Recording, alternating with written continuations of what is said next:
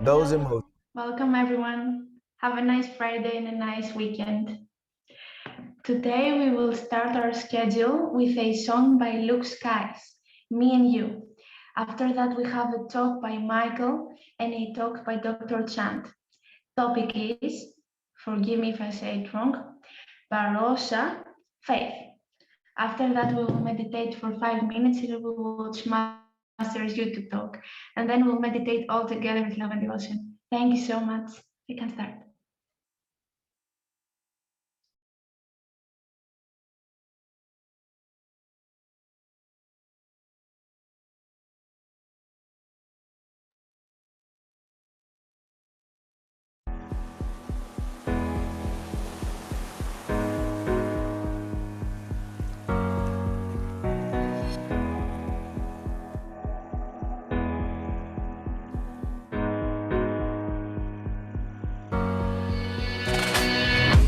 Stay close to me. We can be whatever we want to be. Yeah, yeah. You're everything to me. Don't want to lose you. And you say you don't want to lose me too. It's just me and you, me and you. We spend nights together. You let me into light. Now your heart will always be in mine. Mine, oh mine, oh mine. You're one of a kind. You stay in my mind. I think about you all the time. You got me anytime. I always be there for you. You'll always be there for me too. Me and you will stay together. Don't matter the weather. Me and you will stay together. Don't matter the weather. We're together in the weather. We'll stay together. We'll stay together. You're all I think about. You're the person I can live without. You're kind, this is what you're all about. If you need me, I'll always be there for you. And I'll always be with you. When you need me, some things can get uneasy. We get along quite easily. We're lying got men. We always agree, I just want you to stay with me. You're one of a kind. You stay in my mind. I think about you all the time. You got me anytime. I always be there for you. You'll always be there for me too. Me and you will stay together. Don't matter the weather. Me and you will stay together. Don't matter the weather. We're together in the weather. We'll stay together. We'll stay together. Me and you will stay together. Don't matter the weather. Me and you will stay together. Don't matter the weather. We're together in the weather. We'll stay together. We'll stay together.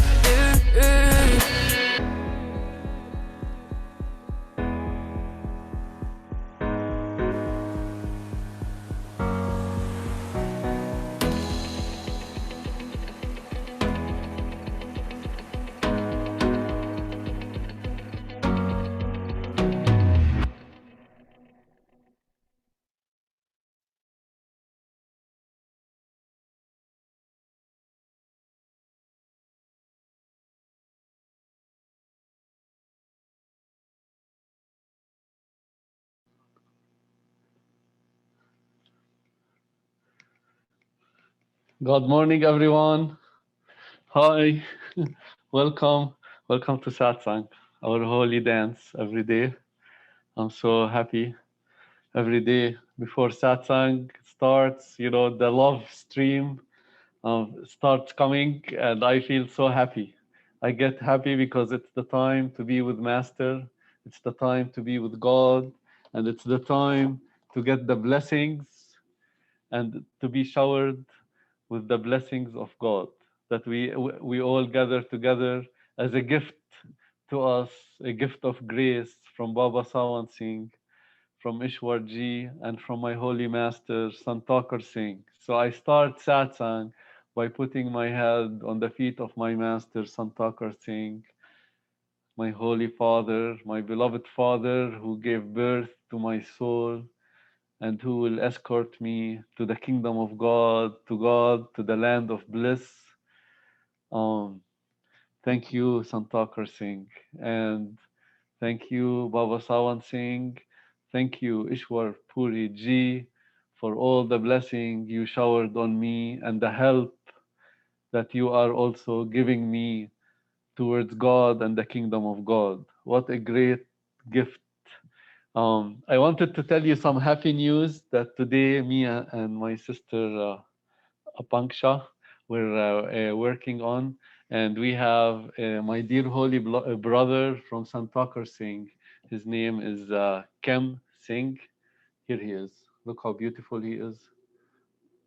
He will be joining us um, on May 20th in Daily Satsang and on June 6th.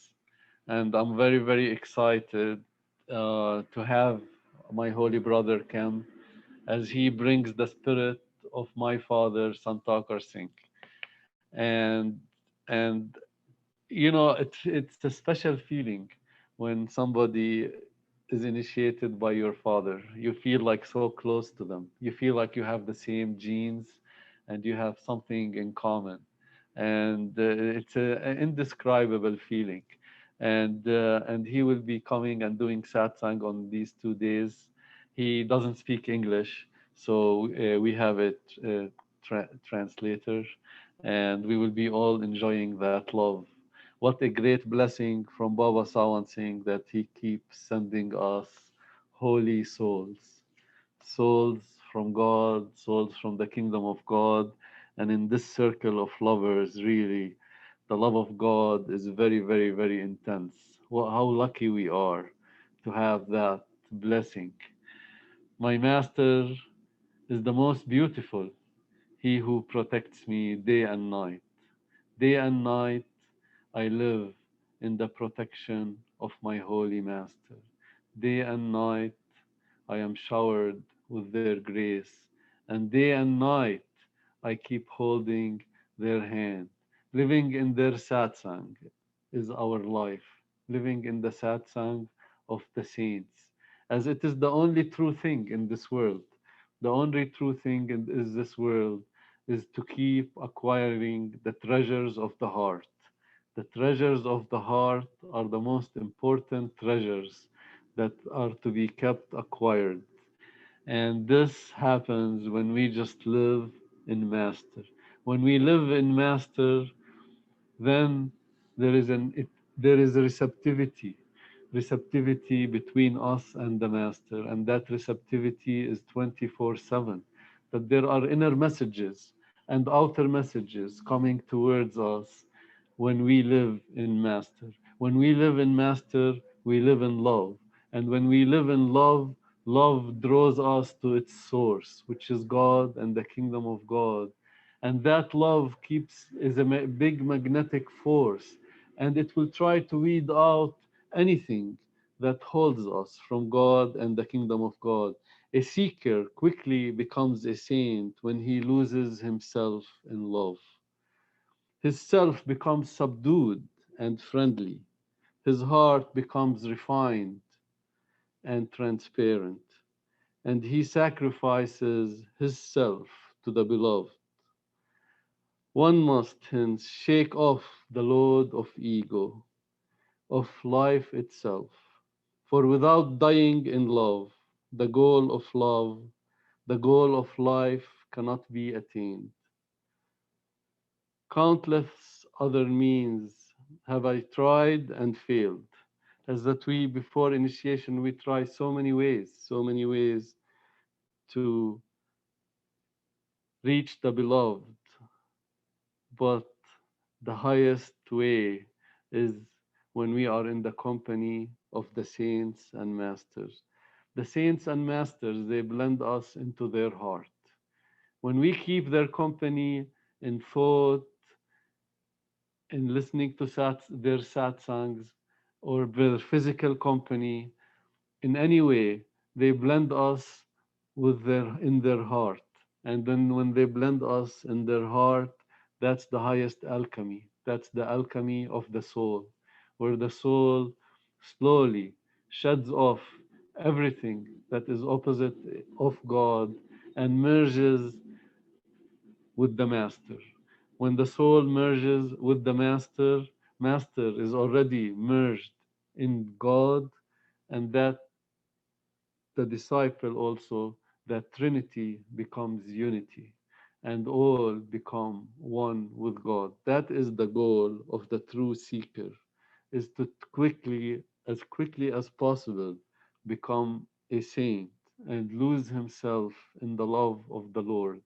This is the greatest life, to just walk in this world in love, and with the saints. There is nothing higher than that. Anyone who lives life in this way is the king in command. He might not have a throne or a crown on his head, but he walks in majesty. And majesty just pours out of him. Majesty pours out of him. One time, it reminds me of a story that my master Sant Singh used to say, that there was this saintly person who was meditating outside a palace, and he had like a communication, inner communication with the king, and he could see that the king is a seeker. So he said, "I'm gonna go and teach him, give him some godly words, and teach him some lessons." So he just started walking towards the gate of the palace. When the gatekeepers, the guards, saw him, they could see that he is a man of authority. He is a man of authority. And he looks like he is a kingly person, like he knows the king. So directly, they let him go in. This is what I meant, that when we are in connection with the divine, when we have love in our life and we have master in our life, and we shed so much rubbish from us, and then the light of God starts to shine from every pore and every cell of our body. So this saintly person was admitted directly, without any question, to the palace of the king, and he kept walking inside the palace. And the guards, all what they can do is that they sent a message to the king that there is someone, it looks like someone you know, somebody who's related to you, or somebody of great authority is coming to talk to you. So he kept going, and then the king came out and he met him, and he said, "Who are you?" And the saint said, "Well, I'm just here to stay in this in this hotel." And the king told him, "Are you kidding me? Can't you see that this is a palace and I'm the king and I live here?" And then the saintly person said, "No, it's just an inn. It looks like an inn to me." And then the saintly person started asking him, who lived there before you?" And he said, my father, who is a king, lived here." And then he said, "And who lived before your father?" And he said, "My grandfather, who's a king, lived here." "And who will live after you?" "My kids will live here after me." And then the saintly person said, "Okay, see, it's an inn. Your grandparent lived here, and then he left, and then your grandfather lived here, and he left. Your father lived here, and he left. You will live here for some time, and then you will leave, and then your children will come, and they will leave. and I'm coming just for one night. So what's the difference between me and you? It's an inn. Then the king could see that this is a very, very highly advanced spiritual person, and he is just giving him divine knowledge, and he folded his hands and welcomed him. So this story was just reminded me of how godly people who have master in their life are always um, royal, royal, kings in command. And the more we grow in God, the more we grow in God, the more our soul is polished and our mirror is polished, the more we will reflect divinity, and the more that royalty will increase in us. I was looking at Ishwar Ji's picture this morning. He has that picture on the chair, and every time I look at it, like you could see it's just royalty, king of kings, emperor of the whole universe. The picture speaks for itself. You don't have to define the picture, but the picture just speaks the words that are hidden in it. Every picture has words and has meanings and has something to give. And that picture just says, here is the King of Kings. Here is the Emperor of the universe. And that is what Master will do to all his beloved ones. He will put them in his heart, and he will keep molding them until they will look royal like him. That this path we grow. This path we can see change between day to day in our life. And that's the most beautiful thing that makes us grow in faith and trust, which is the most important. That when we see change in our life, it's not all just about the inner experiences, which we have also, which increase our faith and trust, but it is also about seeing difference in our daily life. That, hey, my anger is less, my lust is less, my ego is less, my love and devotion to the Master is increasing. My love and devotion is increasing, which is the most important thing. And that will keep coloring us with the color of the Lord. So, how beautiful life is when we have the Lord with us. Let me read to you just a couple of poems from Saint Kabir, because somebody asked for poems. And uh, I said I will read a couple of poems from Saint Kabir. And this poem, it says, sing the praises of the Lord, O brother, and obtain the treasure of supreme bliss. From Omkar the world came into being. Through deception it continues to be. Play the unstruck tune of Veena. Make the highest firmament your home, and stay there happy and carefree. You have been hoodwinked by the world's glittering pageantry. Why cling to life's vain hopes and desires? Those who drink the elixir of the Lord's name do not suffer the pangs of thirst again. Even a life of half a moment is worthwhile if spent in devotion to the Lord. And then, wasted is the life of a million aeons without a trace of love for God. Be not elated by riches, be not shaken by misfortune. Let joy and sorrow be the same to you, for whatever comes by his command. Crave not the pleasure of paradise, fear not the fires of hell, for whatever is to happen has already come to pass. Torture not your mind with empty dreams. What worth is your chanting, your arduous penances, your rigid austerities? What worth your pilgrimages, your fasts and holy baths, if you do not know the true way to love and worship the Lord? Search in the region of Sun for the resplendence of his love, where exists neither shape nor form, where the firmament blossoms without any flowers. Says Kabir, with your heart absorbed in the company of saints. Sing the praises of God, the slave who serves him with love.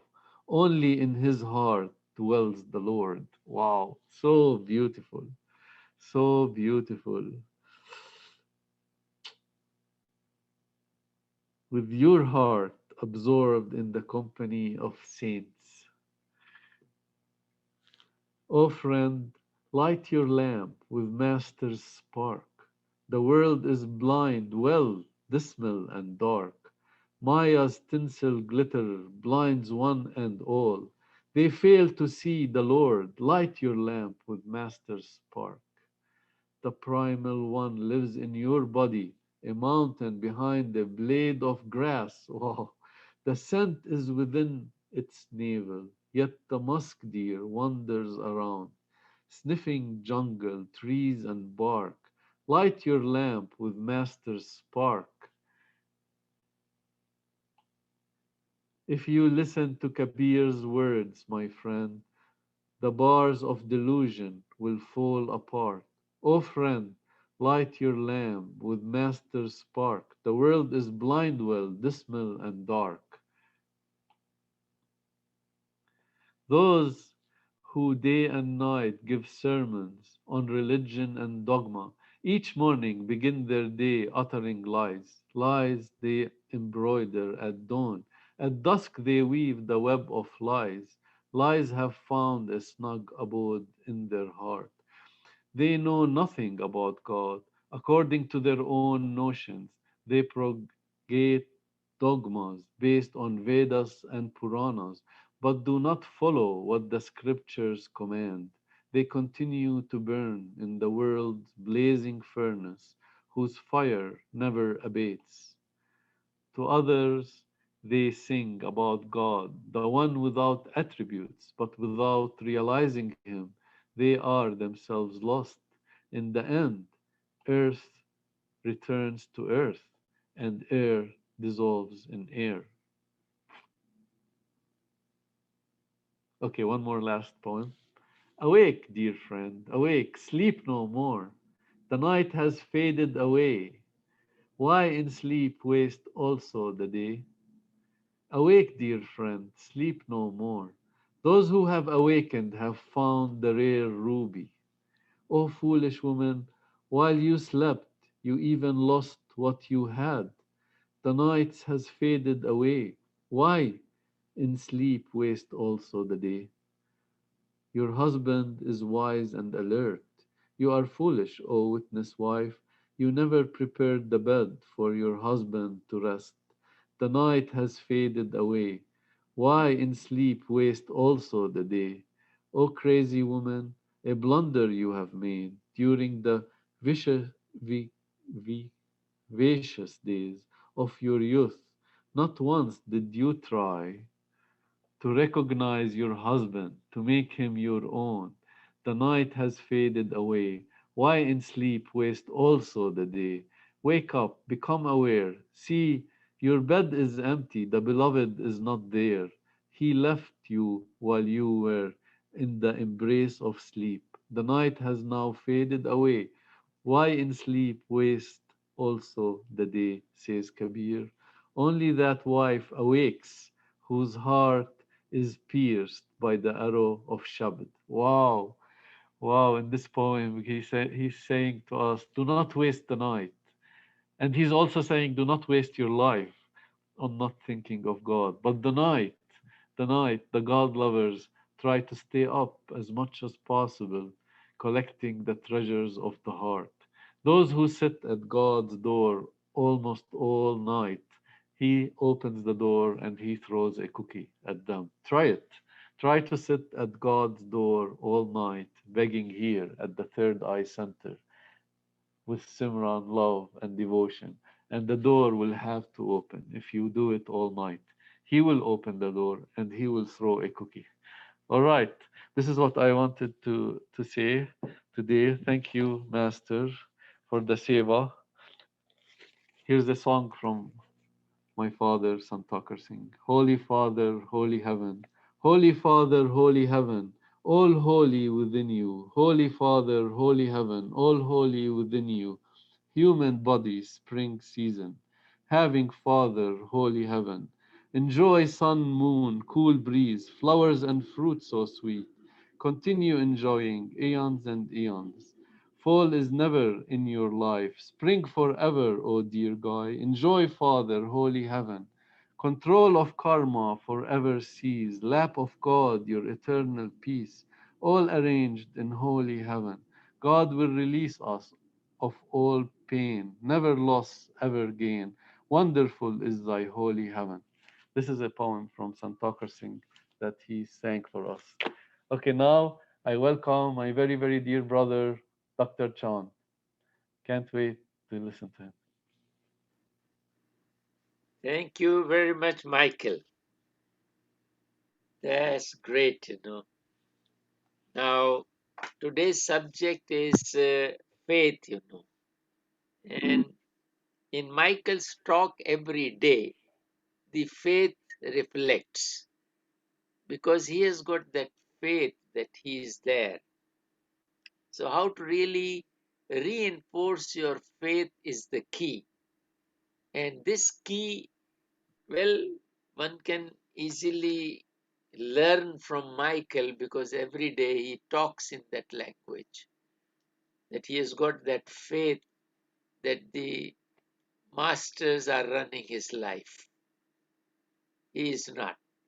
So, how really we can get this faith, that he is there and he is doing it all because the mind, as Ishwarji been telling you, that mind creates doubts, Now that doubt does not allow you to have your full faith.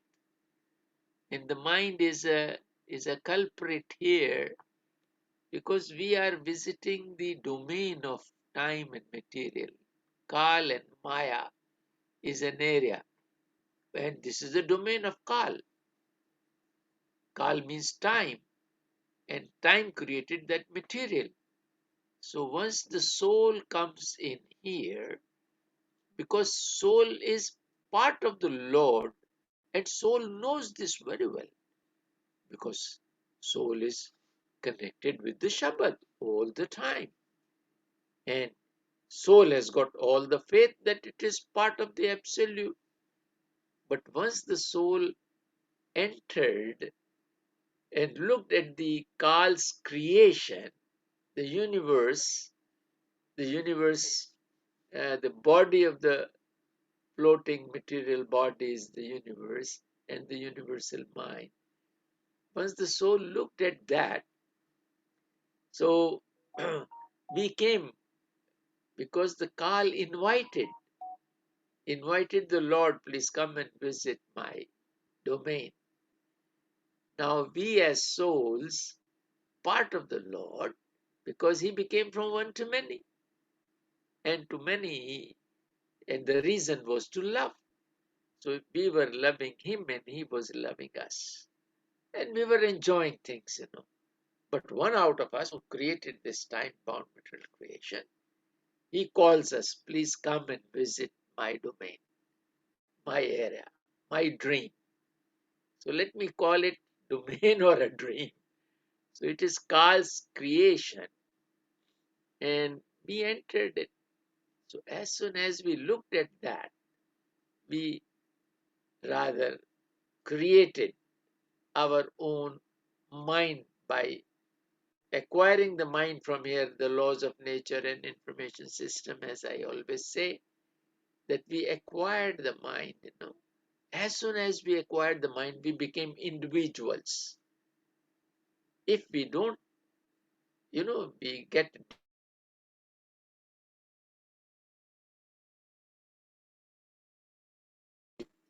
now, as soon as we acquired the mind, we became individuals. And this individuation, started a different kind of a game. And this is how we are now two, my soul and my mind. In mind, I have taken it from the calm. And this mind is creating doubts. So he won't let you have that faith. Now, how every time Michael confirms that faith, that he is there with me, all the lines which he is reading out of Kabir or from any of the saints, from Rumi or other things, for all other saints, it confirms that faith because all of them have got that faith. But the mind is creating doubts, my dear. And that's how this faith, this bharosa in Hindi, as Puneet talks about it, it is the mind, which does not have any bharosa, it is creating doubts all the time. And all the attributes of the mind are not sustainable. What mind's attributes are, which it experiences in the body, in the material. And what is that material? Hunger, clothes, housing, vanities of the world, sex and sleep. And the mind deals with the information. Lust, anger, ego, attachment, deceit, fears, and worries. Now, this is what, once we have been individuated and we have entered this domain of mind, this mind is connected through all those steps of different minds, as you know, from the physical to astral, causal, and universal. Now, this is how to develop this faith, as we have to understand the mind. Without understanding this mind, you cannot have the faith, because all the time it is giving some reason or the other to demolish your faith, one way or the other. Well, I am a devotee. Why these things are happening? Why God is playing this with me? Now look what kind of words people use. Why God is playing with me like this? Why He is making me suffer? And He does not do this, my dear. He is merciful. He forgives. His attributes you must know.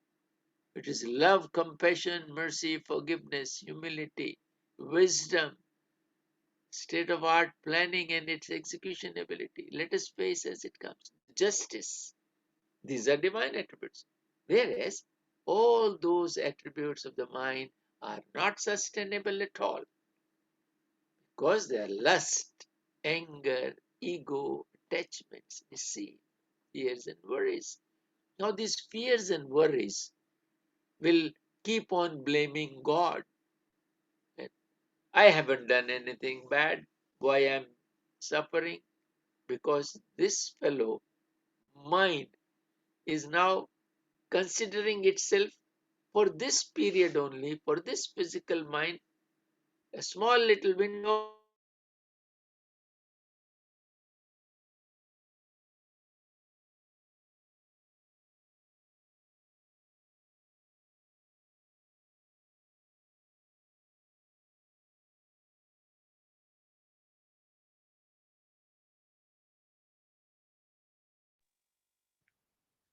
Dr. Chand, we lost you.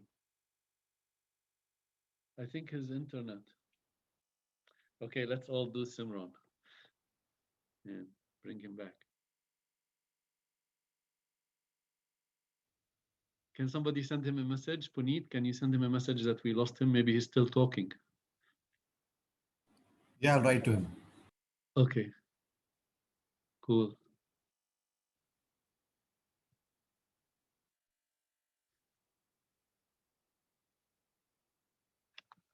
Until he comes, I will read to you some poem. The word of God is my master. The word of God is my master. All doer power is my master. Bestower of all gifts is my master. I'm back here. I'm back here. Oh, wonderful. That's right. I'm back here. Some problem, internet problem.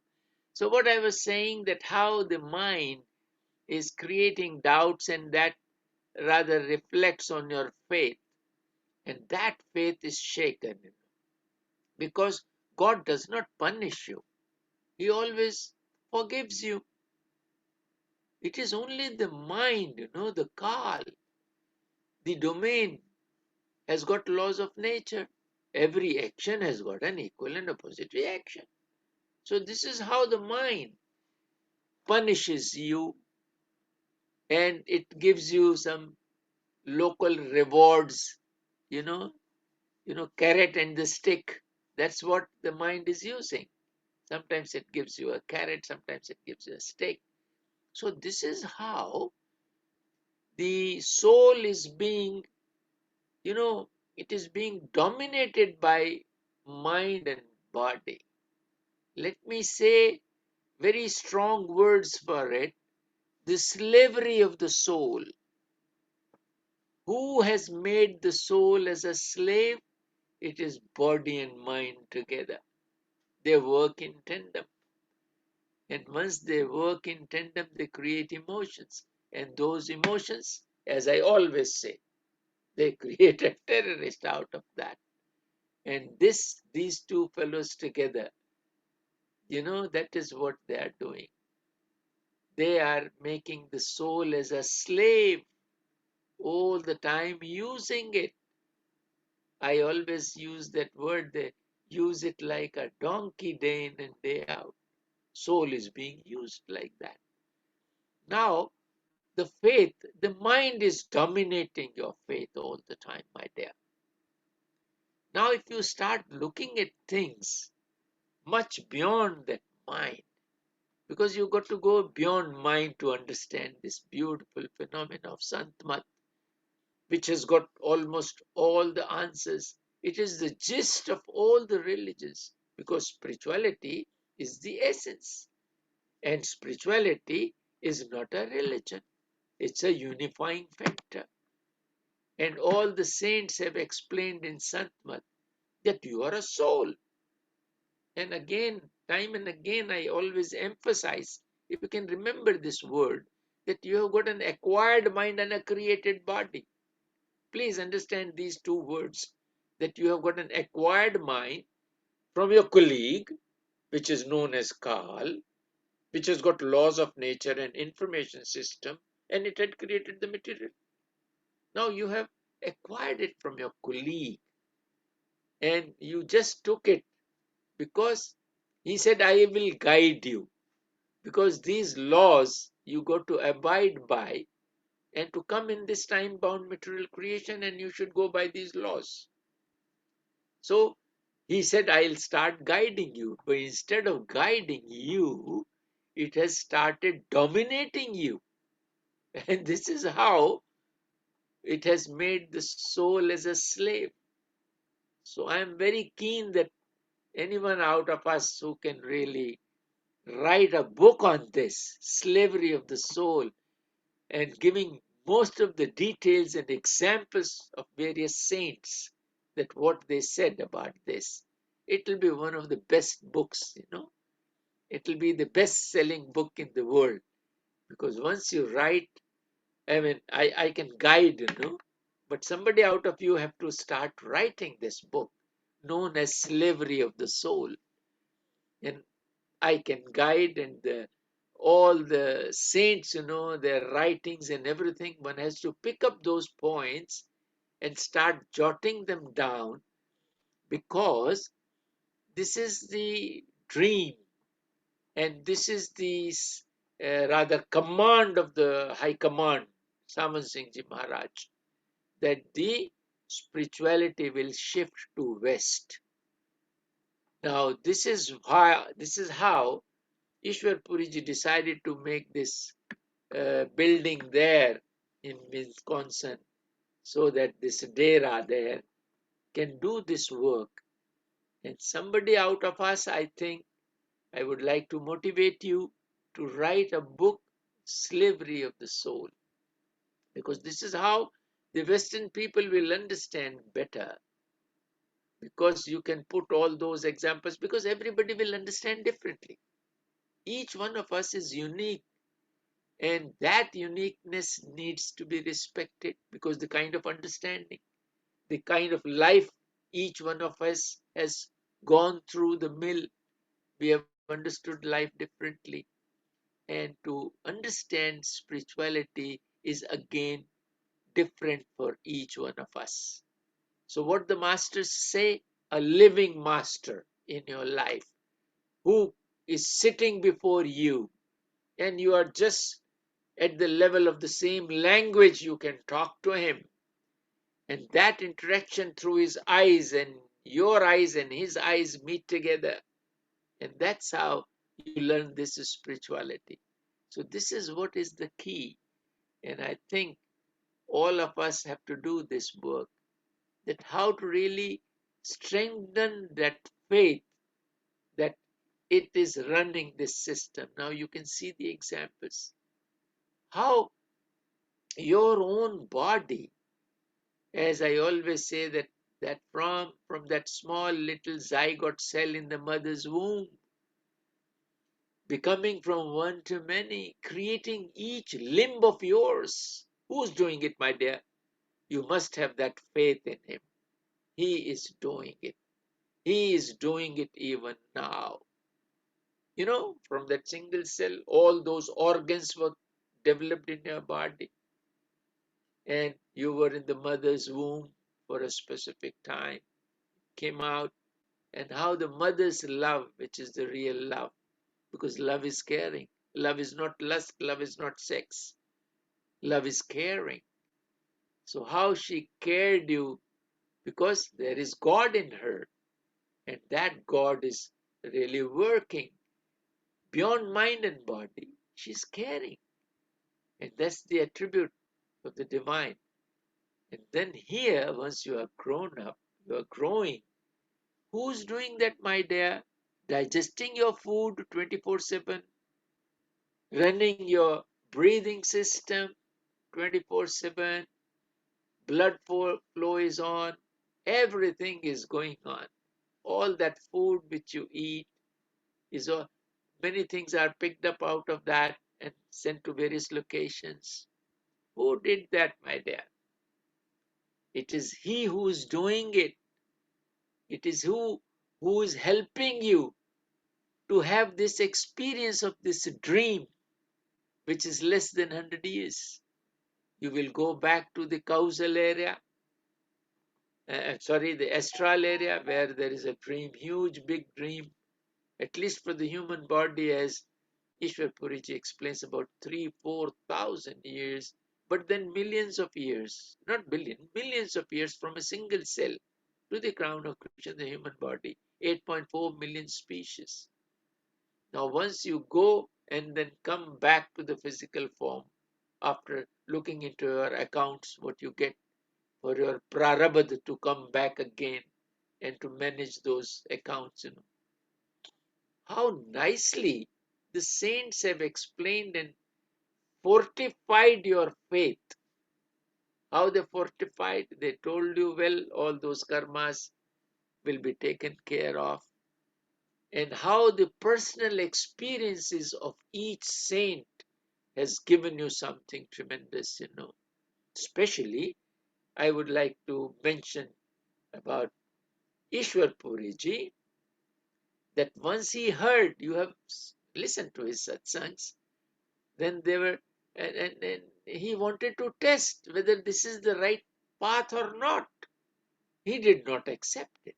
He started, he became a Muslim, he accepted Islam, he became a Buddhist, he went to Himalayas to look for all those knowledge, what saints are doing. So, this is how all that knowledge and all that experience which the saints have, he has talked, all his talks should give you that faith, because he critically analyzes each thing. That how you work, in this group, you are getting that elixir. All those talks of Ishwar Puriji's are available here. And they're connected, Each one of you speak also, some of the very good sevadars was explaining things. But in a nutshell, that how this faith has to be developed. Because if you have got that faith, then there is no problem. mind cannot disturb you, my dear. Mind will never disturb you if you have got that faith that he is organizing it. You are going through this journey, sometimes, hot weather, sometimes cold weather, sometimes raining. All these things, you know, all dukh and sukh, good times and bad times will keep on coming and going. And if you have got that faith that you are here for an experience, you are part of the absolute. Nothing can make you die. You are permanent. So that particular faith that you are a soul, and that soul, which is a capable force, because absolute intelligence and a capable force, all knowing, all pervading, omniscient, omniscanner, as I call it. The attention is like an omniscanner. It can see and act in all the directions. So these things which we time and again here in this group we listen, we have to have our faith, an unshakable faith. Only then your meditation will get true. Otherwise, this fellow who's creating doubts and talking about others all the time, your mind, he's talking for that person, for this person, for the past, for the future, for all those areas. He's creating doubts. Who's doing it? He wants to tell you that he's doing it. Laws of nature and information system is doing it. But if you know that you are the operator, this computer is an hardware. Your hard body is like that. And then there is a software, your mind, which has got that information system, and it has got a lot of virus in it now because the mind has been polluted.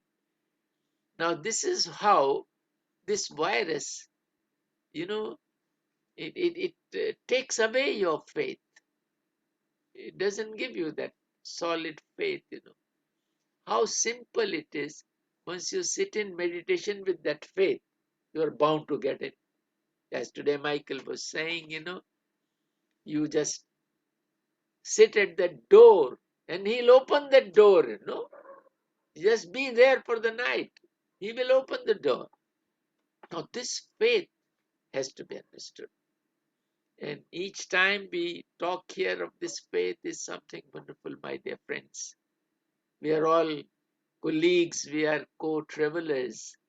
And in this travel, we should always help each other and then start growing further on this path. Now it is so lovely to talk that how to really enhance your faith.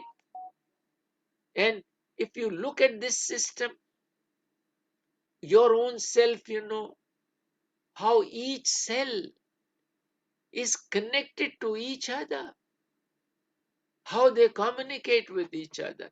Who has done it, my dear? You have done it. And you are a soul, and you are permanent, and you are connected with your source. So this faith is needed that he's doing it all. How your eyes look outside, how those figures come up, how you feel the depth of it, how you look at 3D things, What a wonderful eye, and how it operates, how listening ability, smelling, tasting, touching. Imagine how this system is working.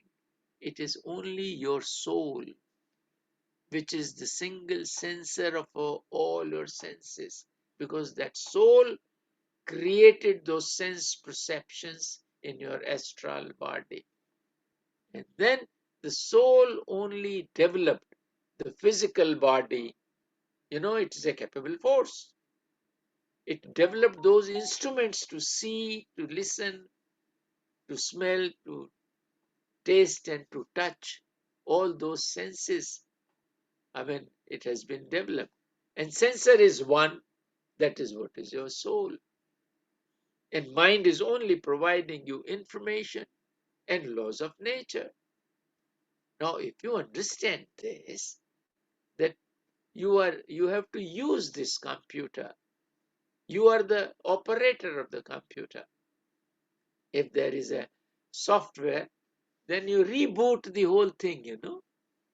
You can put an antivirus. Saints, all their scriptures are antivirus. If you have got that knowledge, what the saints are giving you is all antivirus, my dear. Just put that in one corner of your mind, because mind is information based. And if all the time you refer to that which is known as Simran, and this Simran is providing you this antivirus, my dear, all the time. You know, there is an antivirus, you have to pay every year for that, and it keeps your computer okay. So this is what is Simran. At every moment you remember, and your faith will become stronger and stronger. So now looking at the faith is most important, my dear, in this path. If you don't have faith, then you are involved with the mind, with the games of the mind, and it involves you here. And Ishwar Puriji says, if you are liking it here, please keep on liking. It is not your path to go to Santmat, because you are enjoying it here. You don't need it.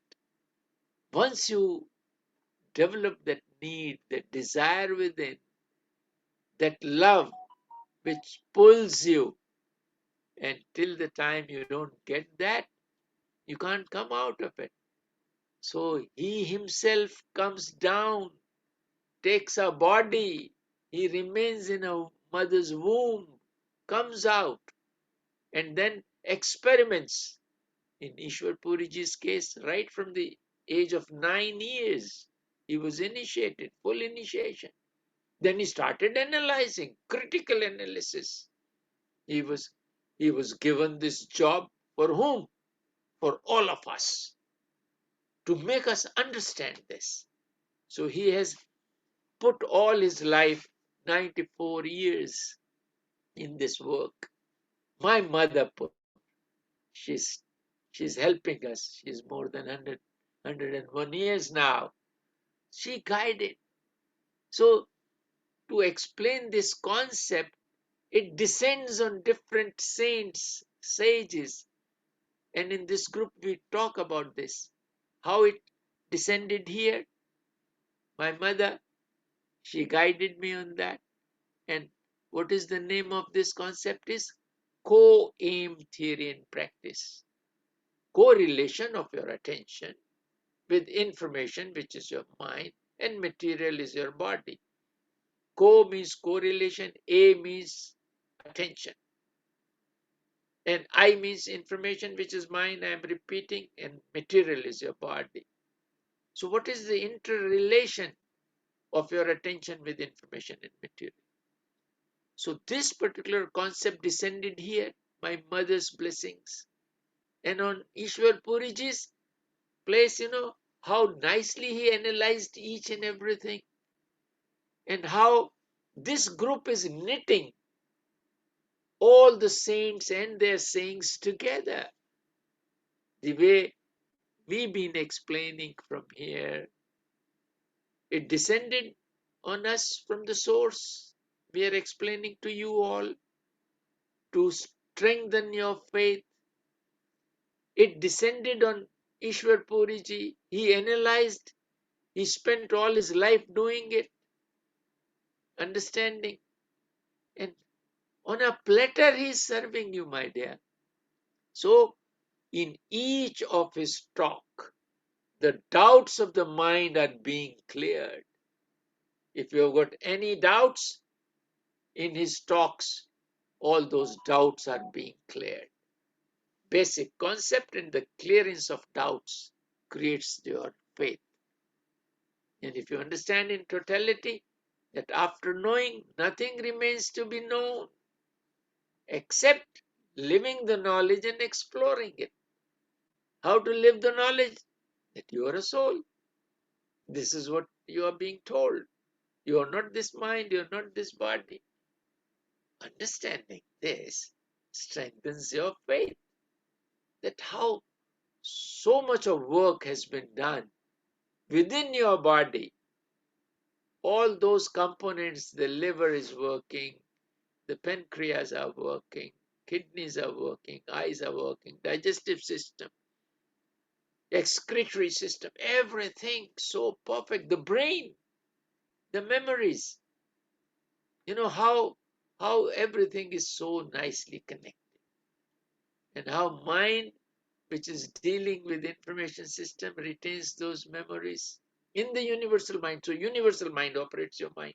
So these are small little areas which are building up your faith. I think I have clarified my views on faith, and how to really have that bharosa, that that power is with you and will take you back home. Such a big assurance has been given, and all the saints which you listen here are confirming this part. So I think with this talk, each one of us should have a stronger faith in spirituality, in Santmat, and please keep meditating and keep going up and up. Thank you very much for today's time. Thank you so much, Dr. Chand. So lovely to have you. Since you're talking about faith, I opened the book from Sultan Bahu, and there is the first word he's saying, be steadfast in your faith, bold in your steps. Only then will you find God. Every pore of your body will repeat the name of Allah. With every breath of your life, both within yourself and without, you will then hear the reverberating strains of who. Only they may be called fakirs, O Bahu, whose very graves breathe life. I just wanted to read that because it says That's that great. be Each of the steadfast in your, saints have confirmed. yeah, be Each saint has steadfast. confirmed that. Yes, wonderful. Wonderful. All the And I want, saints have said the same thing. All the saints have said the same thing. But if we can really take it up in that spirit, take their words as final, because the doubting mind has to be, it has to be, this is very shrewd. Mind is very shrewd. So it is taming the shrew. So if we can tame this shrewd fellow, the life will be much easier. Thank you very much. thank you so much. And thank you, Luke, uh, Stephanie's nephew, for the song, beautiful song. I forgot to say Yeah, thank you. it was wonderful. It was Yeah, wonderful. me and you. Thank you And so we much. need, yeah, Michael, we need to write these songs on the concept, which we would like to take it to the UN and at the international level. So I do not know how to really, such talented people are there to write the lyrics and the songs. And I would like to talk a day on that particular part, that starting the lines, in this way, the lyrics can be written, that he was one and alone and he was in bliss. In this Yeah. stride of bliss, he became from one to many to love. And we been loving him and he been loving us. And there was a wave between us as Shabad, as Naad, as the word in Bible, Kalma in Quran. So somebody has to write these lines, and then how. We can form a group. You know, we have our coordinators. They are expert in all this. So So please form you a talk, committee or a group, yeah, please. you can talk to our coordinators, and they are so good. I think we can take, there was a song like We Are the World by Uh-huh. Michael Jackson. Yeah. And so now on those lines, we got to develop a song, international song, and which will convey all this, the Santmat, in a condensed form to the whole world. And then we will grow in that group. First of all, the lyrics have to be written. Then after convincing those singers all around the world to put them together on one stage and to do it as Michael Jackson did it, that we are one, and he is one, and we are all part of that. Something, all the total concept in a nutshell has to go there. And I think you have said the right thing, Michael. I am really so hearty to know this, that you said we can make a group who can develop these lyrics. And then we can invite people like, there can be many musicians in the world who would like to join hands for this, because the humanity needs it. We will form this group and we will start writing beautiful letters to them and explain them the concept in a beautiful manner that they can understand. The filmmakers can understand this. Even we have got a plan to make a huge big movie on it, that how the creation started, how it is all. Finally, we tell them that this is a dream.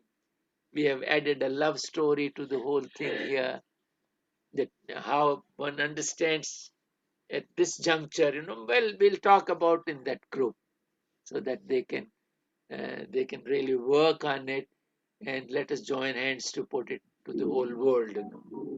The whole world should understand this particular Satmat and the way we are trying to do it. I love That that will how be you very care about the whole world. Yeah, because we are planning to make that curriculum we are developing for UNESCO, for the whole world, 100 odd countries, the member countries of the UN. And then to the UN we are working on right to enlightenment and duty to get enlightened. So this is what, Michael, I'm requesting you and Sarah and all others to join hands, including Puneet and everyone, so that we can form a small group which can really take it up. Visheshji is there, Prempalji is there. So I think we can do something wonderful, I'm sure. I'm very, very sure. And Michael, you take a lead. Thank you. All right. Okay, thank you so much, Dr. John. We can do 5 minutes of meditation, and I'll play our Holy Father, Ishwar Puriji.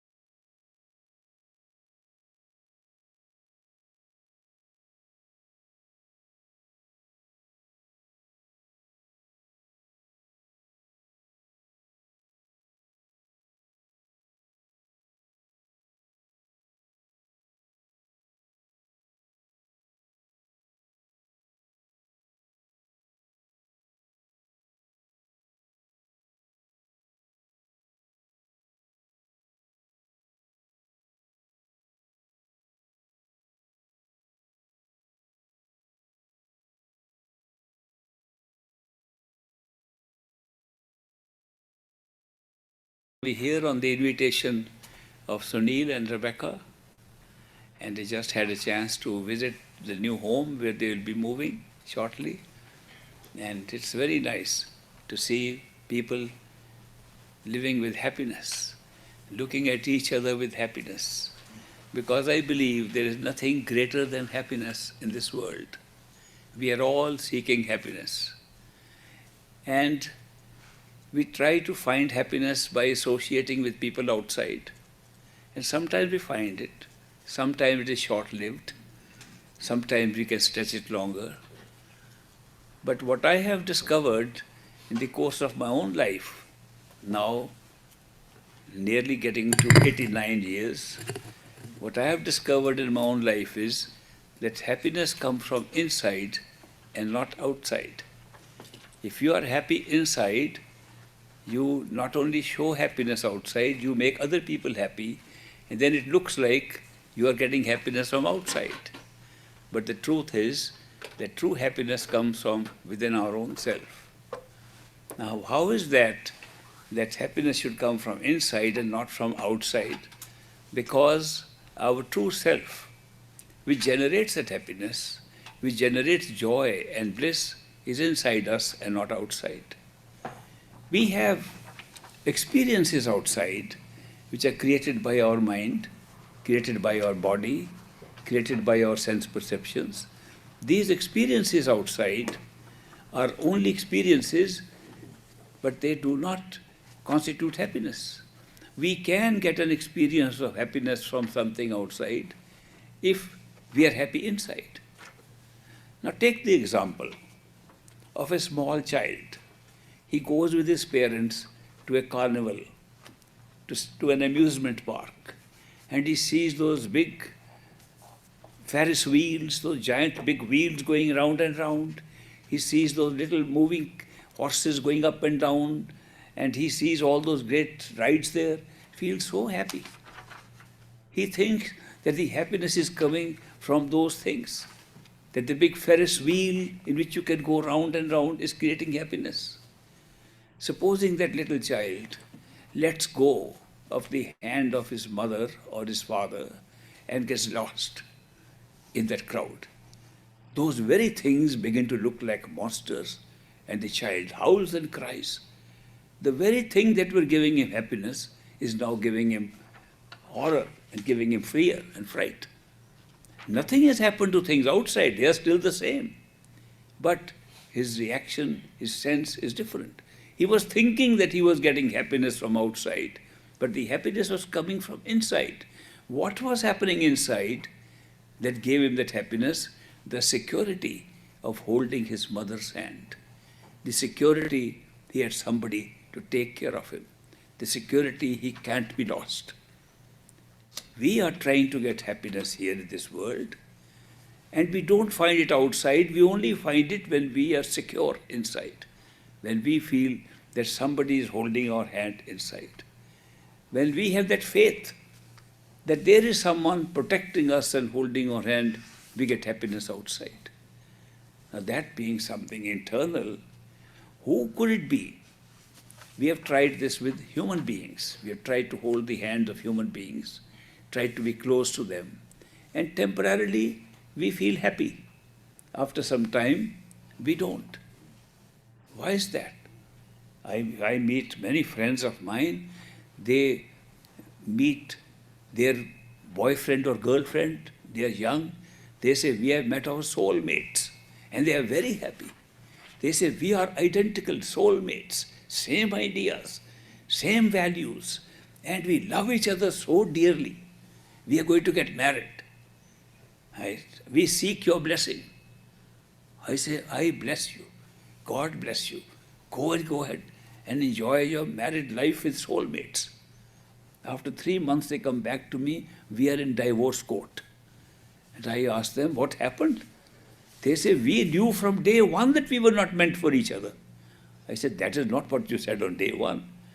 So these experiences that we have are so temporary and they do not last. So when we try to find happiness always from outside, we do not get it.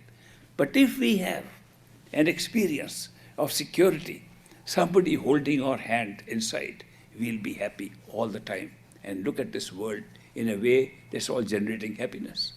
And if the security is lost, then we are unhappy. And the question is, how do we become secure? How can we become so secure inside that we are always happy?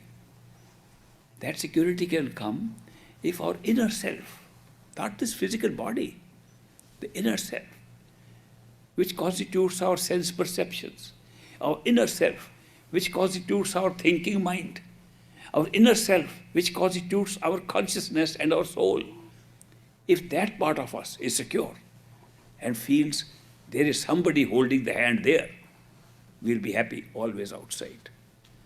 And that's a great secret to know, that you can find someone to hold your hand inside and you are happy both inside and outside. The question is, how do we find that? Some people think that by worship to God, worship to a deity, worship to somebody they love, they are able to manifest that, and they are able to become happy by saying, I have faith and I have trust in God, I have trust in that person, I've got trust in a master, I've got trust in a belief system. They use that as a means to hold their hand and be happy. But the problem arises that when they hold the hand of these different beings, they do not realize they are holding the hand of their own mind. Because the mind makes up these things. The mind imagines these things, and therefore they think they are holding the hand, but the mind is very tricky. The mind will give you a good feeling in one moment and create doubt and fear in the next moment. Everybody's mind is capable of creating doubt and fear every time we are certain of something. Our gut feeling says, this is definitely the truth. 5 minutes later, the mind says, how can you be sure? And creates doubt. It's the nature of our human mind to create doubt and skepticism. It's not a bad thing. If we had no skepticism, if we had no doubts, we would never learn anything. We would be all followers of blind faith. We would never investigate what the truth is. Therefore, some skepticism is good. Some doubt is good to get certainty. To approach something for certainty is a good thing. But then the mind, by creating doubt, takes away our happiness. And doubt is followed by fear. Because when you have doubt, you're not sure what is going to happen. It's an uncertainty that's created, insecurity that's created by doubt. And every time you have a doubt, it is accompanied by fear. So you are afraid. It's amazing how many people are living in fear, insecure, afraid. If you ask them, what are you afraid of? They will say, we don't know. What kind of fear is that when you don't even know what you are afraid of? But the truth is, most of our fears in this world are fear of the unknown, fear of what we don't know. When we know something, we are not afraid. The fear is replaced by a different kind of emotion, a different kind of reaction. If we are in a forest, somebody tells us there's a tiger, man-eating tiger, stalking us somewhere. We are very frightened, afraid. We are afraid till we see the tiger. When we see the tiger, we run, we climb the tree, we do something. The whole fear is replaced by a different emotion in how to tackle this situation.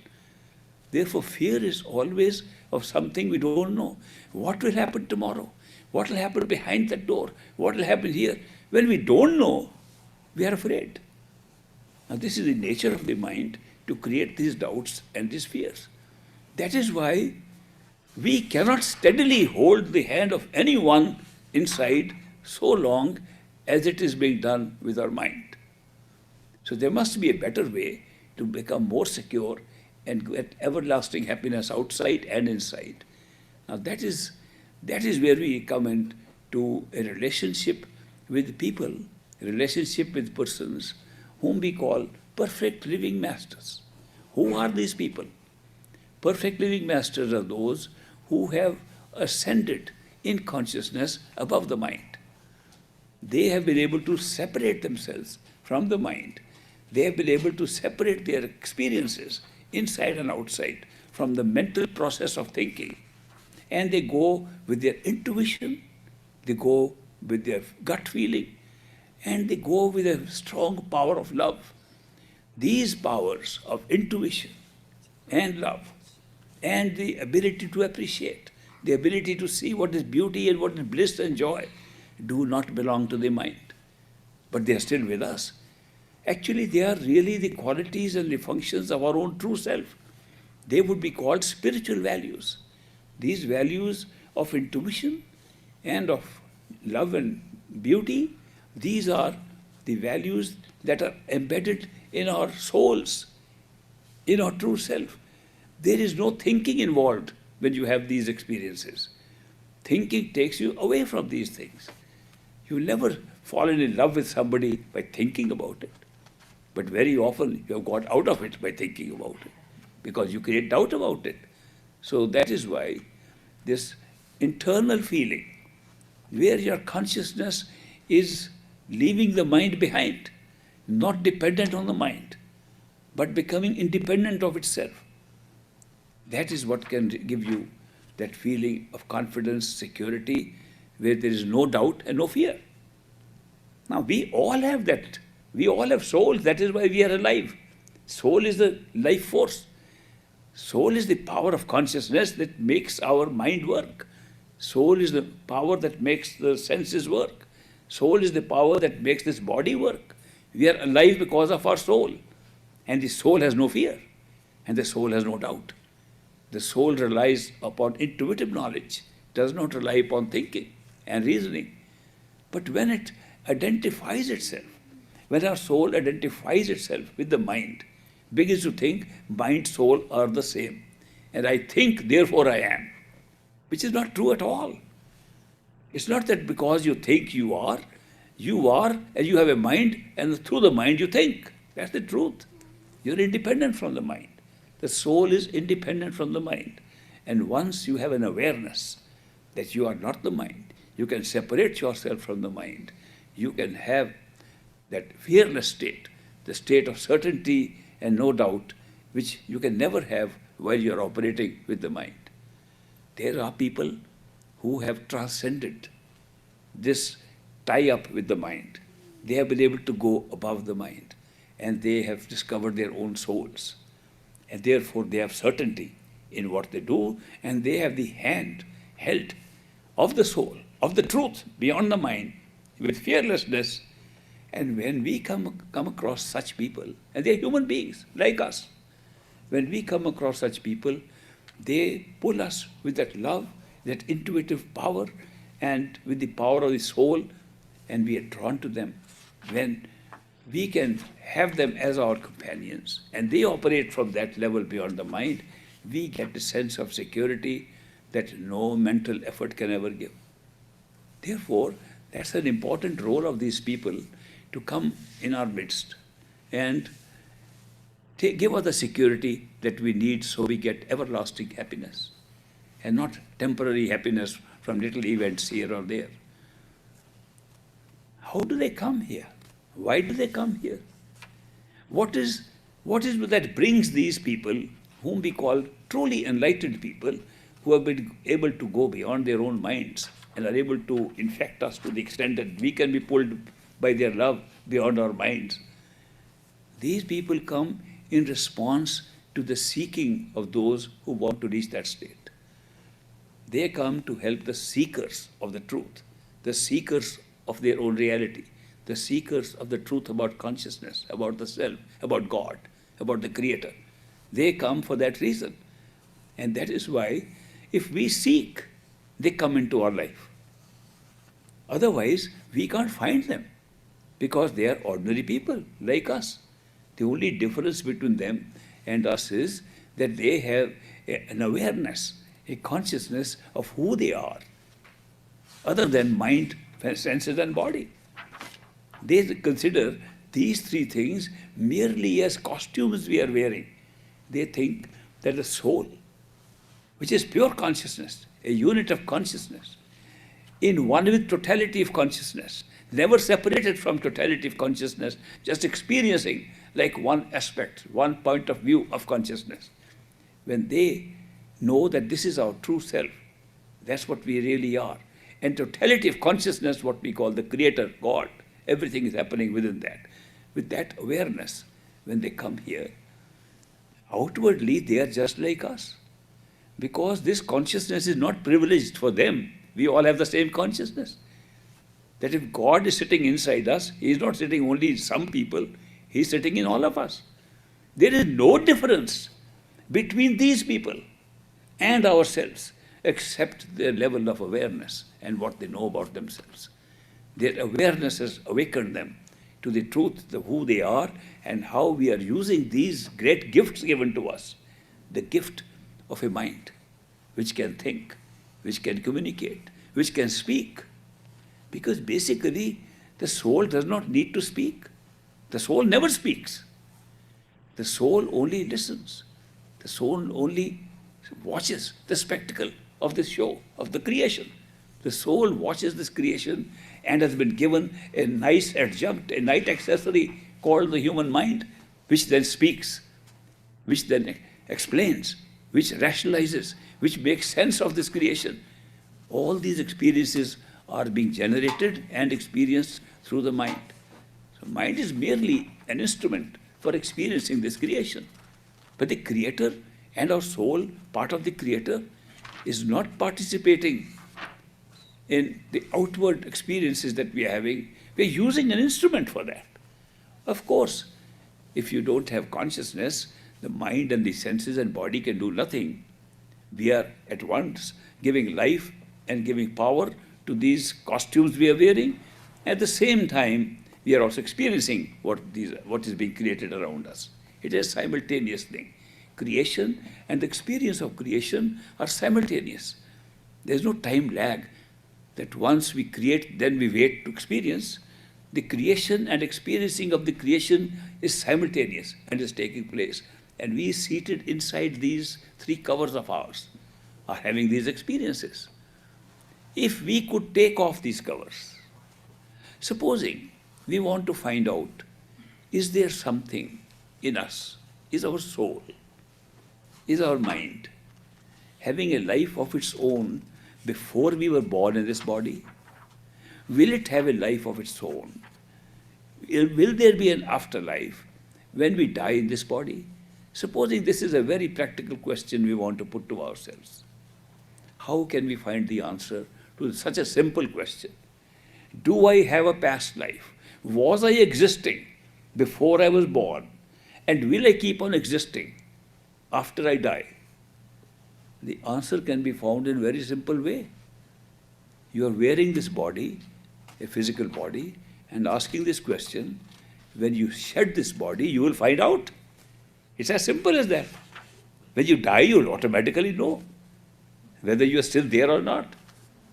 But do we have to wait to die to get this answer?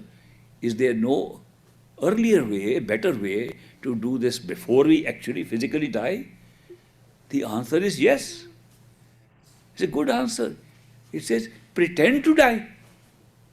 Don't die. Just pretend you are dead.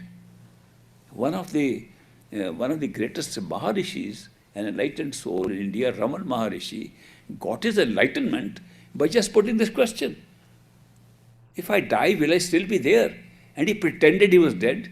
He tried to stretch his arms and legs and his body into the rigor that sets in after death. He stopped breathing and he said, who am I then talking? I'm still talking as loud as I could before. Who am I thinking still? That means I am alive. And from there he went into a state of meditation and discovered that there is life after death. Now, this is looking too simple. Pretending to die is not the same as having an experience of dying. Can we really have an experience of actual dying before dying? If we can die while we are living and experience what death would be like, that would be a good solution, good answer to our question, is there life after death? Now, this is possible. What is making us alive is that we are conscious of a physical body around us. If we were not conscious of the physical body, then we are somewhere else. For example, we go to sleep at night and we have a dream. In the dream, we don't have this body. This body is sleeping somewhere. We create another body with the same self in it. The self is still the same. And you have a dream, and the dream world becomes different. Then you wake up and you discover that the dream body, which was also your own self, because it was you dreaming, and you were in the dream, not somebody else. You were not watching somebody, you were dreaming, and now you have a different body, and you have survived the dream state. You are still awake. You were here much before you went to sleep as a dream. Is it possible that we awaken ourselves from this physical state of wakefulness and discover it? It is possible. Now, instead of just pretending to die, let us see what death actually does to our body when we die. If you have watched a person dying and have seen terminal cases or something, I have had chance to see many of them. If you see a person dying, they don't die all at once in the physical body. They die progressively. That first the patient says, I don't know where my hands and arm are. Will you put my leg on the right side? It's already on the right side. They become unaware of their extremities. Then they become unaware of their legs and arms. Then they become unaware of the bottom of their torso. Then they become unaware of the top of the torso. They're still speaking to us. They don't know we are floating in air. Where are we? Because they've lost the awareness of their body. Then ultimately they lose the awareness of their head, and finally the brain is dead and they are dead. That's how we die in physical body. Now supposing we find that this is happening because our consciousness through the power of attention is scattered throughout the body, and from the body the whole world, and we begin to withdraw it back. Withdraw it back where? Near the brain. Well, that's where we die finally, in the brain. Supposing we were to withdraw our attention in the brain, behind the eyes, at a point where we believe we are thinking from, we are experimenting from, talking from, looking out from the eyes from, if we were to put our attention there and think of nothing else but that point behind these two eyes, in the head, center of the brain, if we can put our attention there continuously for long periods, what will happen? People have tried that. What will happen will be, after some time, you won't know where your hands and feet are. They'll become numb, then you'll be unaware of them. Then you'll be unaware of your legs and arms. You'll become unaware of your torso, and you'll be ultimately become unaware of your whole body. The experience is identical to the experience of death. So you can die while living. In the Gospel, Paul says, I die daily. He doesn't mean physical death. He means he's able to withdraw and find out that the body is not himself, that the body is not real. So by practicing this withdrawal of attention behind the eyes, in our head, we can experience what death would be like. It will be identical to that. And we'll find out we are still very much alive, but not in the physical body.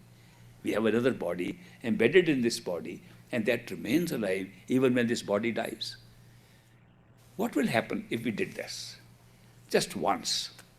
If we have this experience once of dying while living, we'll forever be unafraid, fearless about death. We are afraid of death. We're all afraid of death. Why? We don't know what will happen. It's the fear of unknown again. We don't know what happens after death. We don't know whether we exist or don't exist. But once you know you exist and have experienced it, even once, the fear of death disappears.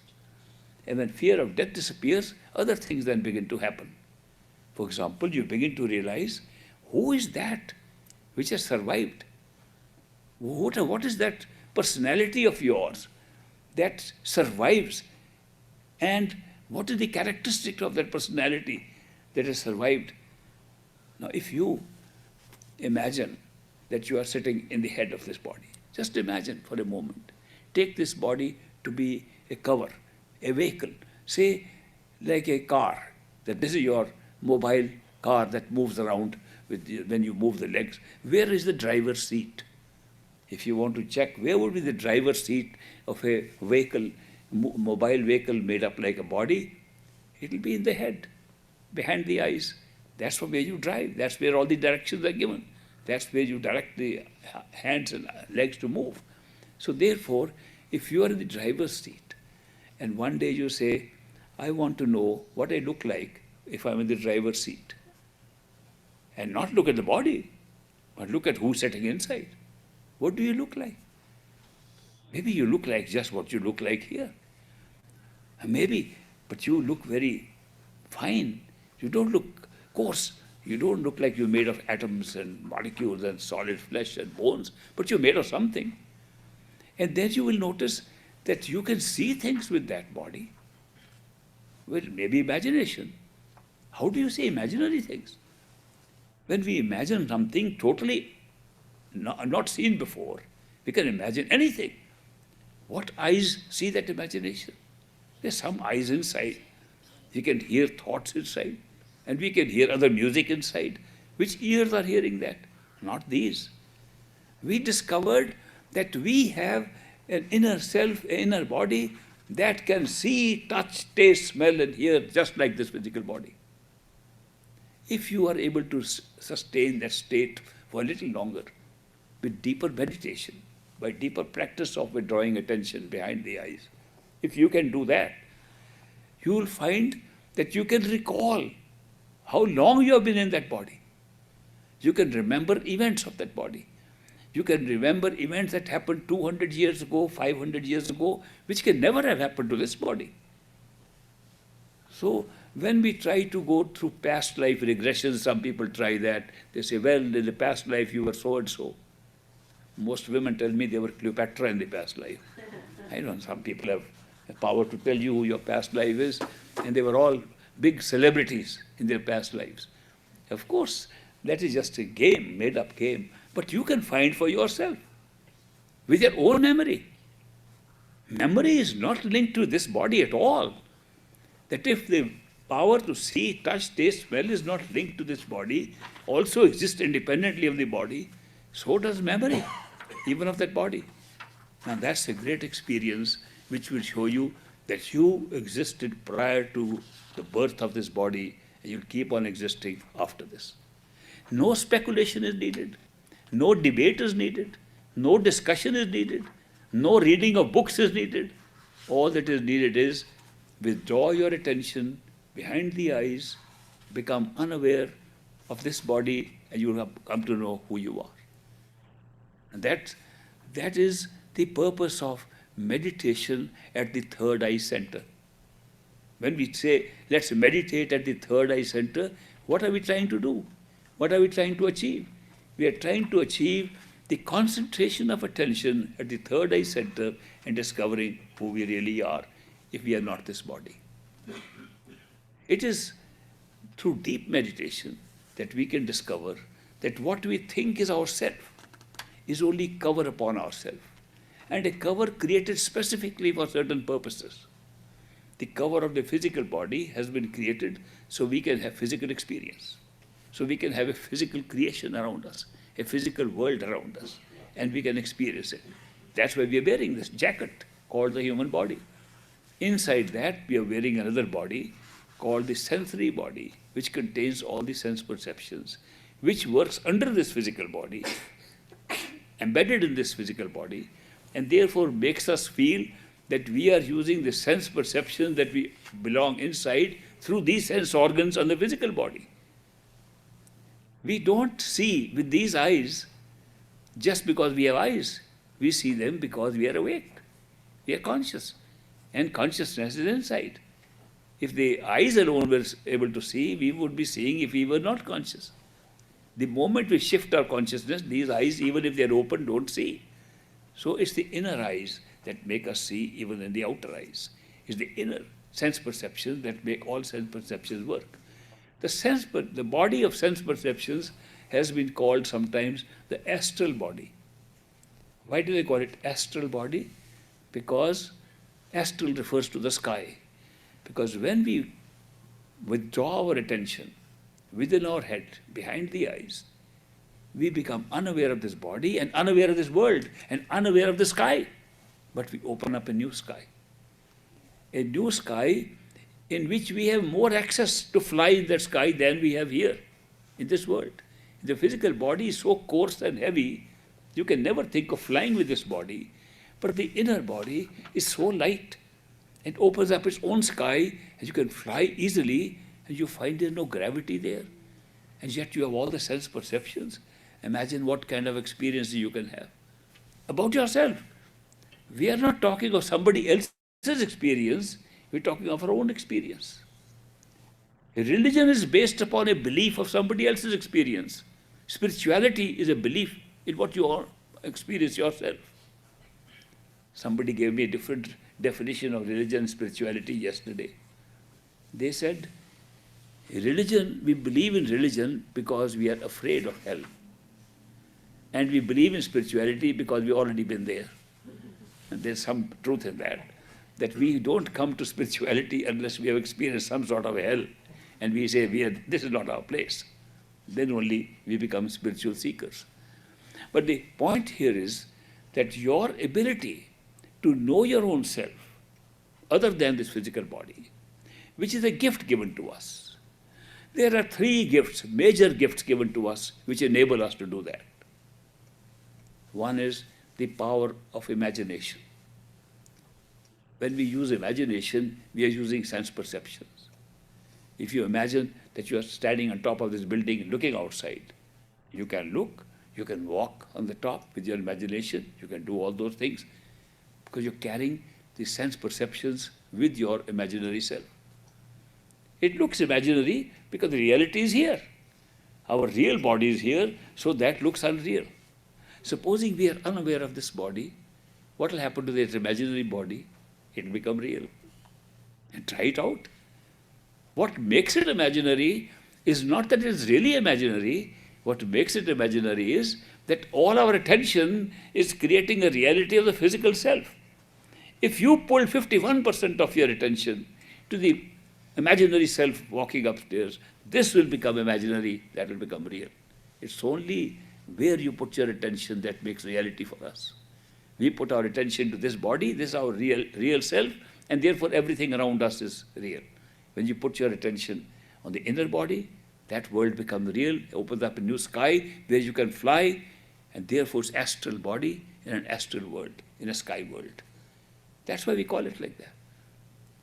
But that is also a body. It's not our soul. If our seeking is for the truth about our own soul, beyond the mind, and that's our true home. Our true home is beyond the soul, beyond the mind, because the mind is creating space and time. Mind is creating law of karma, cause and effect. This mind of ours is creating reasoning, events, moving from one event to another, and with the cause and effect, creating a sense of morality, a choice, a free will that makes us see there's good and evil and have to choose. All these are activities of our mind. And they are the traps which are keeping us here all the time. If you go beyond the mind, you find that your soul has no karma.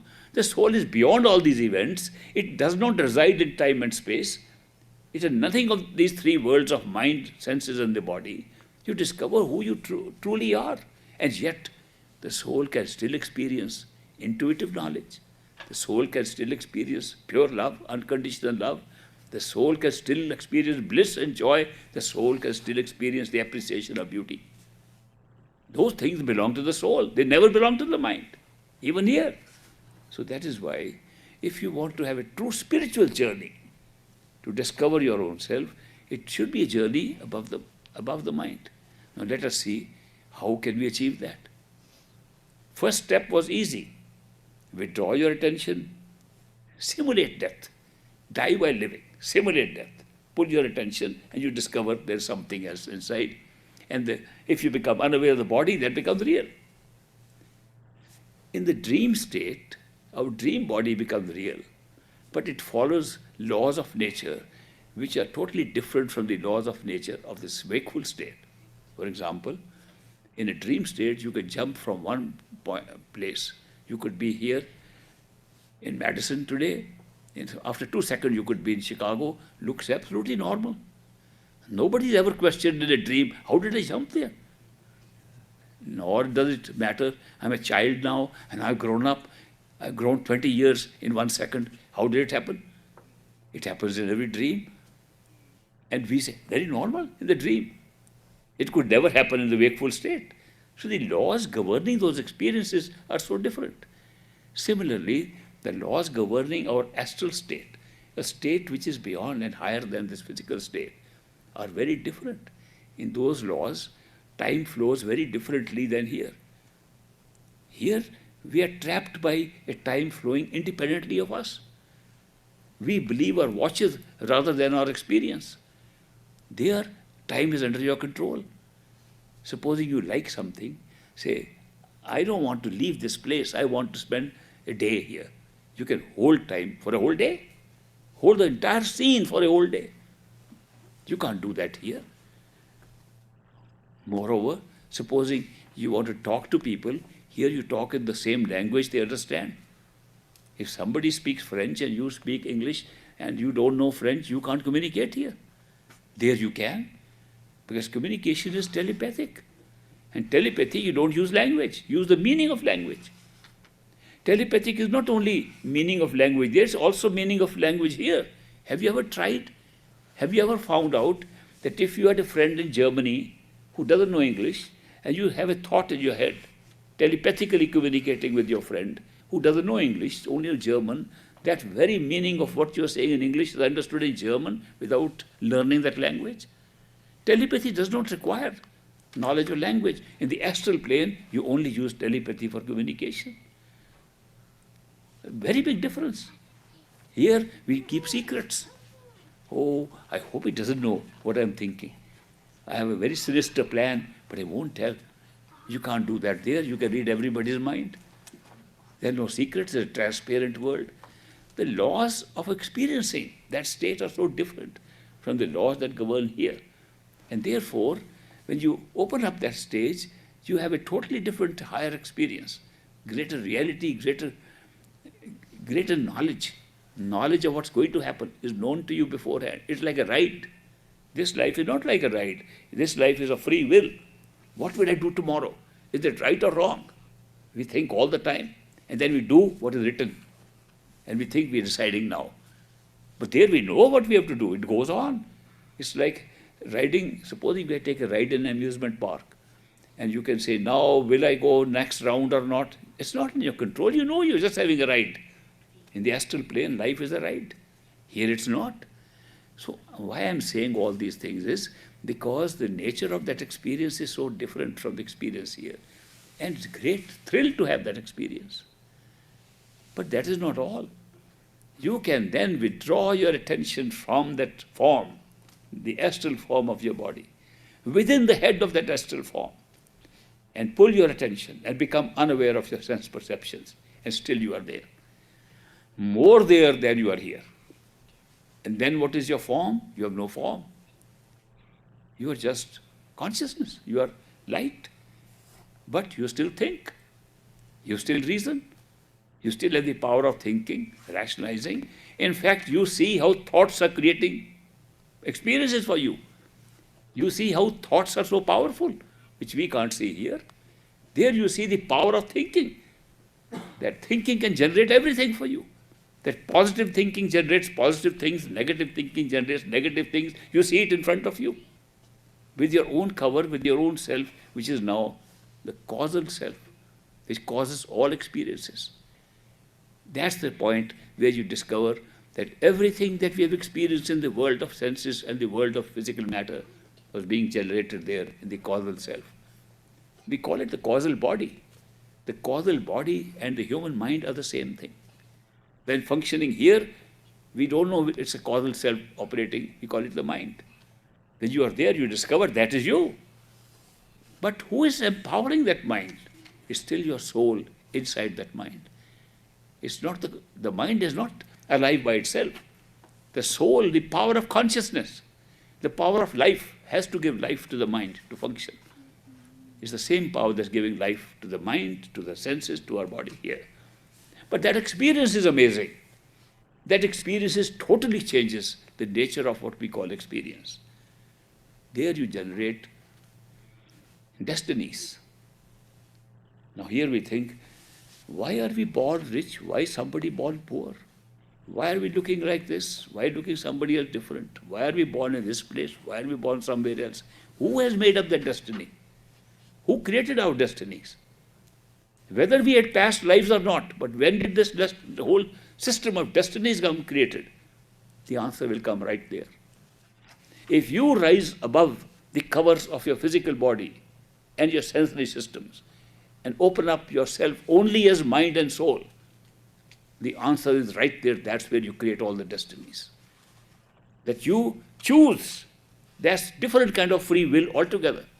The free will here is free will in ignorance. We don't know what will happen. We try to hit this way, that way. No, this may be better. And later on we find this was predicted, that this is how we will choose. It's an illusion of free will here. But there, free will of choosing your destiny is at least one step is real. And you can pick up different destinies. And that's how we did. That's how we are here. But the truth is, we don't pick up a destiny to live life like that. Today we think our destiny, we are living life like that because we have shut off the experience of how it is happening, what the origin is. But when you go to the origin, you discover it was supposed to be just a play. It was supposed to be a DVD that we are playing. And we picked up a particular DVD we are playing, that's constituting human life here today. And you can then also check up, why did you pick up this? You could have picked up something better. Then you evaluate, why do you picked up this? Then you find when you have a total picture, the total picture that one DVD containing one life, when you pick it up, it is a life in the physical world with astral sense perceptions, with a mind embedded into it. When you pick up one life, it gets immediately trapped into the law of cause and effect. That means every event in that life must have a cause. And therefore, if there was no cause when you entered, you have to create a cause. So you create a past life. You create a past life in order to justify the one life you pick up. So DVD does not contain one life for which you are come. It contains a past life, which you never lived. But the moment you enter this one life, past life becomes a reality for you to create the karma of this life. And the past life must be created by another past life, and so on. Infinite number of past lives are tagged on to one life you come to live here. And similarly, you tag on infinite future lives. We come for one life, and we are trapped in many lives. And once we take it for real and get trapped into this, we go into the cycle of coming again and again through karma, law of karma, which is not binding our soul at all. So created by the mind, suffered by the mind, rewarded into the mind, and it's all mental. The soul never participates. But when the soul identifies with the mind, identifies with senses, identifies with the body, it suffers the karma alongside. That's what's happening to us. Isn't it great to be able to have an actual experience while you're sitting in the physical body, to be able to see your causal self and see what your mind really looks like is creating all this? It's a great experience. Of course, the nature of time changes. It's there you discover time never flows. Time is not moving. We are moving. Attention is moving on time, creating experience of events. All events were laid out in one instant. All events of the destiny we pick up are laid out in one instant. And we move on event to event and think time is moving through us. Time never moves. Time is static. Events are placed. We move. Somebody told me, you know, the Egyptians learned how to time travel. I said, we are all doing it without learning. And we don't realize it. What did they learn? They didn't learn time travel. We are all time traveling from event to event, from moment to moment. We are traveling on time. What they learned was how to accelerate themselves. One could move faster than the other one. That's all they learned. But time travel was not what they learned. Time travel we all are doing all the time. When do you find the truth of this? When you're in the causal world. You can see all that. These truths are not just philosophy. They are not just speculations. These are truths which can be revealed to any one of us who want to go there. And when I make these statements to you, I'm not suggesting you believe them. Not at all. I am suggesting explore. Find out for yourself. How much I'm saying is true according to your experience and how much is not. If it is not true, come and tell me. Then we'll compare notes. How come we had different experiences? It's an open thing. It's not something I'm trying to instill in you. Believe in these things that I'm talking about. I am saying these things you can experience by a simple process. The simplest process I can think of withdrawing your attention from what is being created by an outside cover of your physical body, or your outside cover of a sensory system, or your outside cover of a mind, and you will find out the truth about yourself. Now, how do we cross the final barrier? That's the most difficult. Because we are going to cross the mind. And we have no method known to us by which we can cross the mind by using the mind itself. And all effort we make in this world, any kind of effort is made by the mind. We are in the grip of mental effort, mental struggle. We can't achieve anything without mental struggle. All the struggles we do, what makes us do those things? Our own mind. Therefore, if you have to go beyond the mind, no amount of struggle, no amount of effort, no amount of trying can ever help you. And that's all we know what to do. So their spirituality totally differs from any mental effort or mental realization. These are spiritual experiences too, that you can see that this physical body is not yourself, another longer living body inside.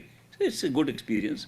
A better experience that you can find that the mind is also being covered by senses and the body. It's a great thing to uncover and find out. But it's not spirituality. Spirituality is where the spirit can be discovered, where the soul, consciousness that is giving life to these three, to the mind, senses and body, can be discovered by yourself. No amount of meditation can do that. All meditation is an effort. All meditation is simple use of our mind. People say there's power in the mantra, power in Simran. How can repeating of words take you beyond the mind? It's a mental exercise. You can visualize and have these experiences. How can they do it? They're all made visualization by the mind. Then what can take us beyond the mind? If not even meditation can take us beyond the mind, then what can take us beyond the mind is something that can pull us from beyond the mind. And what can pull us? What belongs to the spirit, to the soul, and not to the mind or the senses of the body. And what is that? I just told you. Love, intuition, beauty, appreciation of joy. These belong to our soul.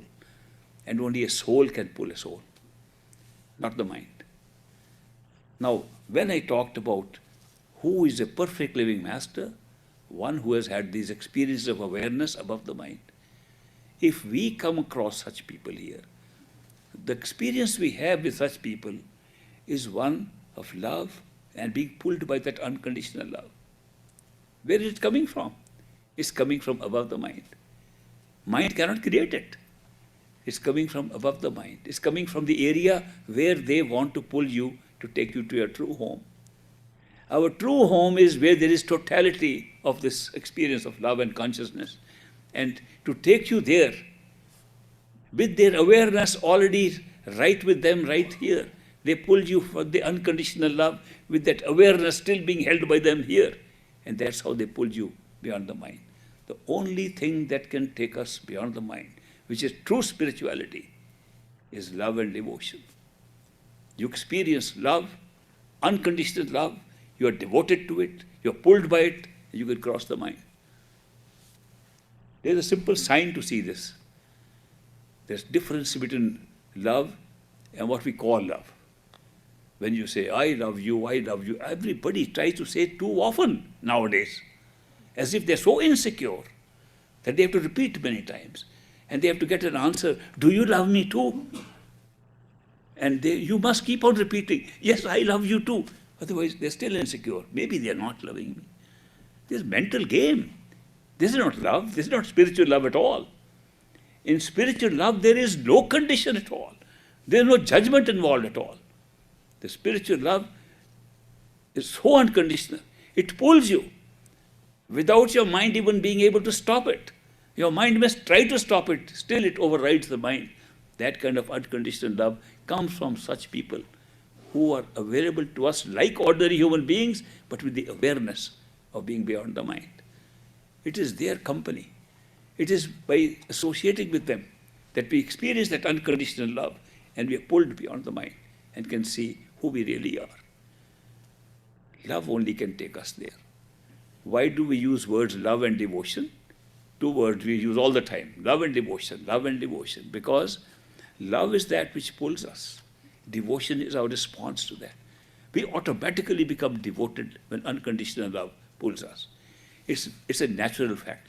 We don't have to pretend to do it. It just comes by itself. So when somebody can pull you with that unconditional love,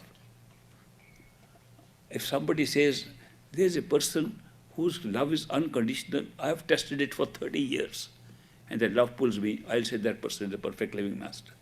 I won't even ask any other question whether he has reached any stage of awareness, how enlightened he is or not. If his unconditional love has pulled you beyond your thoughts and beyond your doubts, that person must be a perfect living master. He is operating from beyond the mind. This is such a rare experience, to experience unconditional love with no judgment.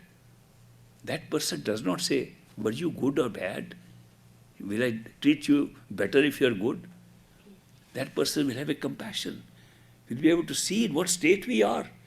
Will be able to see we are already caught up in a mess of this world, and we are caught up in our own bad judgments. We are caught up in our guilt. We are caught up in our own bad actions we have done, and we can't get rid of them. We are all caught up not forgiving ourselves nor anybody else because we're carrying either revenge or we're carrying guilt. When they see us living like this, are they going to judge us? They know what state we are in. Therefore, they have all compassion and love for us to get you out of this mess. Let's go over above this. This is all something happening here. Let's not try to improve things a little bit here or there. Let's get it out of it. That's the purpose of these perfect living masters coming into our life. And as I said, when will they come? When we are seeking and we are ready. That's it. When we are seeking insight, when seeking that truth. If you are seeking something better in this world, other people will help you. If you are seeking to make more money, other people will help you. If you are seeking to get worldly wealth, there are many people who can help you. If you want psychic powers to influence others, if you want the power of cursing other people will help you. But if you want to go beyond all these, say, I want to go back to my true home, what we call Sachkhand. I want to go to my true home, and that's my only seeking. I'm done with the rest. Then they will appear in your life. And gradually they'll reveal themselves, gradually. As you associate more and more, you will find how their love is so unconditional and pure. Something you haven't seen elsewhere. Something you haven't seen in ordinary things. Remember, when people say, I love you, watch very carefully what they are really saying. I love you. They love I more than you. Supposing you say, but I hate you. Somebody says, I love you. Say, but I hate you. They say, then I hate you too. What happened to that love? In 1 second, it gets modified.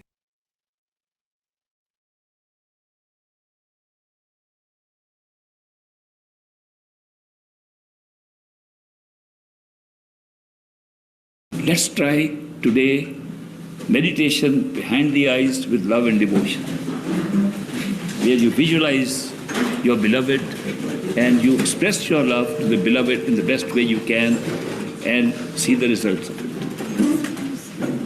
Please assume that your body is your house and you are sitting on the 6th floor of that house behind the eyes.